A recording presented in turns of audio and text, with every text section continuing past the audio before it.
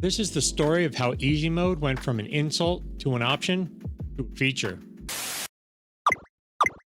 But first we need to talk about when games didn't just discourage easy mode, they punished you for it. The game started in the arcade, where the more you died, the more money you spent, so it was in the arcade's best interest to have punishingly hard games and to keep players just annoyed enough to keep trying. And games often did this by mocking you if you died. Beating any game was a challenge, it was an accomplishment, and failing was something to be ashamed of. So when games went into the home, this trend continued even though there was no more incentive. Easy mode got named things like wuss or I'm too young to die. In Lollipop Chainsaw, the image for the easiest setting is a chicken. In X-Men for the Genesis, you don't even get to play the whole game if you're playing on easy mode. After a few levels, you just get an image of Magneto mocking you and telling you to try harder. Easy on Spider-Man for the PlayStation was called Kid Mode, and it solved some of the puzzles for you. Same with Monkey Island 2. Easy mode existed, but only as a way to tell you you weren't really playing the game. Eventually, developers realized this was too harsh,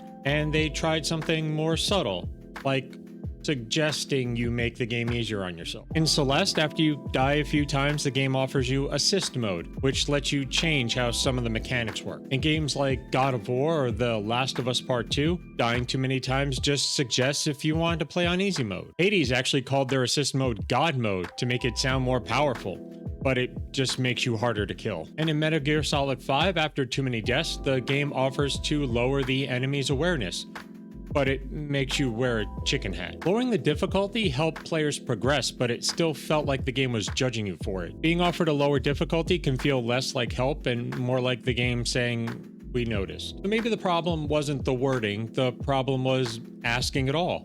So many developers just stopped asking. In Doom Eternal, if you died too many times during a boss fight, the game will give you Sentinel armor, which gives you an increased defense until the next checkpoint. In Crash Bandicoot, dying too many times brings you back with a mask that gives you more hits. Or in Resident Evil 5, if you fail the QuickTime events too many times, they just start getting easier. Now, difficulty wasn't some test you passed, it was a feature that the game managed. Now, some developers thought the problem wasn't the execution, but the information. And so they turned to giving the player hints if it seemed like they were stuck. In games like Shadow of Mordor or Shadow of War or Batman Arkham Asylum, you get a hint every time you die. In the Mass Effect games, you get hints on the pause screen. And in games like Sam & Max, if you stood around for too long, the characters would just spout exposition that gave you an idea of where to go next. The challenge stayed intact, the game was just giving you a little nudge in the right direction. Difficulty stopped being about proving skill. Developers were starting to realize that players wanted the most value for their money, and it was in their best interest if players could finish the game. And so easy mode got relabeled to story mode. It was no longer about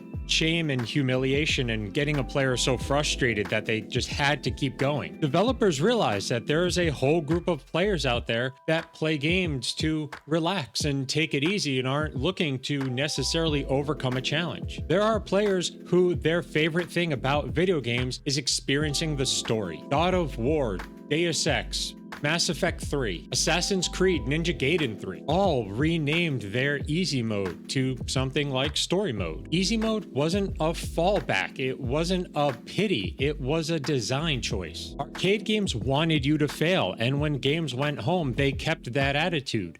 But it's best if a player gets to experience an entire game. Accessibility isn't weakness, it's retention, it's value. Once finishing the game mattered more than filtering players, everything else kind of came into place. Easy mode didn't change because players got worse. It changed because games decided that finishing was more important than proving something. I'll see you next. As I was editing this, I realized I left out a big part of the conversation on easy mode. Souls-likes. Games that are specifically designed to be hard. Story mode caters to a niche, people that want to experience the story of a video game without facing much of a challenge. And Souls-likes cater to the other end of the spectrum, people who want to slam their head against a brick wall until the wall gives. And there's nothing wrong with wanting to cater to a niche. I remember when Elden Ring came out, there was a group of very vocal people who were arguing for an easy mode, or a mode where there were no enemies so you could just walk around the world and discover. And I was against this for two reasons. The first being, making a mode like that or a version like that would take time and resources. Time and resources that should be dedicated to the main game. But also, not every game is for everybody. and that's okay. There's nothing wrong with catering to a niche.